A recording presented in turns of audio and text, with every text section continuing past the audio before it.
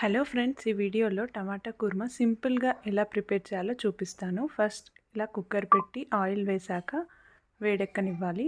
కొంచెం వేడయ్యాక దాంట్లో జీలకర్ర ఆవాలు వేయాలి. నెక్స్ట్ పుదీనా, కరివేపాకు, కొత్తిమీర వేయాలి. దాని తర్వాత అల్లం వెల్లుల్లి పేస్ట్ వేసి కొంచెం వేగనివ్వాలి.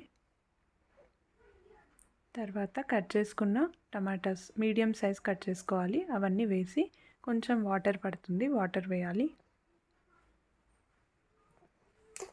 వాటర్ వేసాక కారం, ఉప్పు, పసుపు తగినంత వేసి మూత పెట్టాలి. చాలా సింపుల్గా ఈజీగా అవుతుంది ఈ రెసిపీ.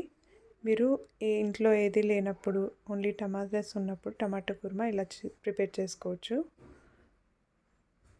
విజిల్స్ వచ్చాక మూత వచ్చిన తర్వాత అన్ని పొడులు వేసుకోవాలి.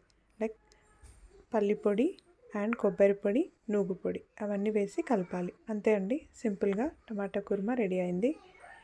సో మీరు కూడా ఇంట్లో ట్రై చేసి ఎలా వచ్చిందో చెప్పండి. Thank you for watching the video. Bye.